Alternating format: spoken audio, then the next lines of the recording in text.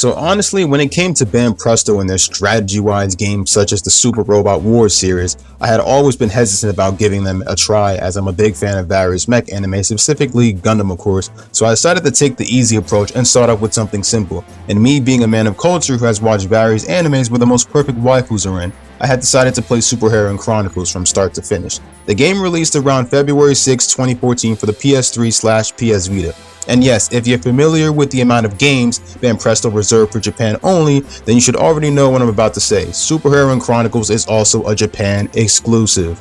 The story starts off with our game original protags Noel the Big Boob Pig Magician and Meru the Yo-Yo Magician, who are walking through a desert looking for the nearest town by following a bird. Their aim is to look for their master, and there they meet a man named Claude who has no memory of himself. Then a light shows up and transports them to a new world. This is where you get introduced to the tutorial level as well as our other waifus from other anime series.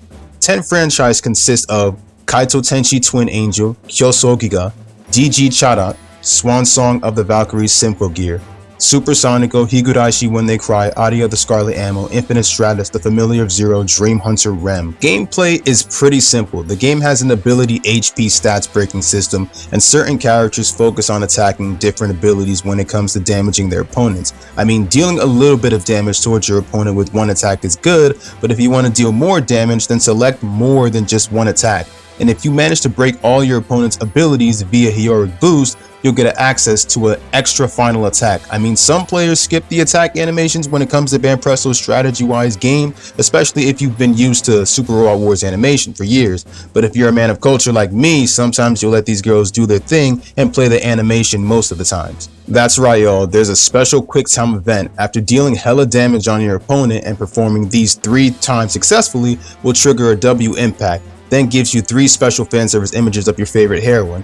Most will be them in their plain outfits, and some will be special ones with maid outfits, swimsuits, pajamas, and many more. It's your special reward for pulling off perfect actions, but it's too bad none of them are in the gallery.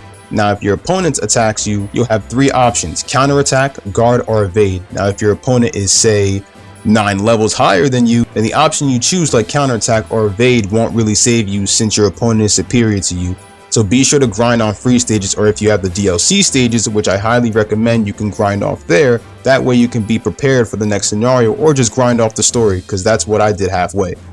But if it's scenarios with 1v1s and there's a certain character that you never sortie with much, then I highly recommend you grind every character, because you won't be able to use that certain character since they'll be chosen for the scenario. Which is why I say save before the next scenario so you have a chance to grind them out. Upon finishing the prologue, the shop will be available, which is run by Catherine and Dorothy.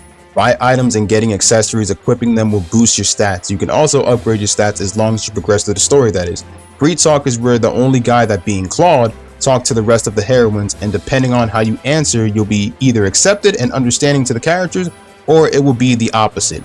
During the story, you'll sometimes only play as 50% of the cast due to Noel and Meru splitting up. So after a certain amount of scenarios, you'll get the option of choosing a route with a team to go with, and depending on that route, you'll get a different ending. There are 3 endings, meaning that if you want the others, you'll have to play the game over after beating it, or save in between certain parts before switching routes so you don't have to start over again. Now, does the game have New Game Plus?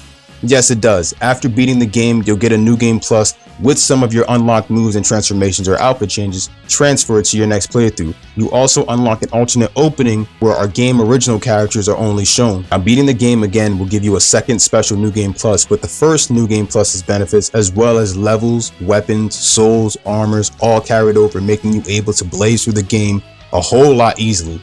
Heroine Chronicles is a good game, and it's Banpresto's way of giving you a difficulty-friendly game that can help you understand how to strategize more and plan your moves effectively. It's the perfect strategy-wise game where you can truly call yourself a man of culture and enjoy the various poses of the characters when performing the W impact. In my opinion, they should continue the series with a second installment where they add in more anime heroines, because I truly enjoyed this game. It was the first Banpresto strategy-wise game I've ever beaten.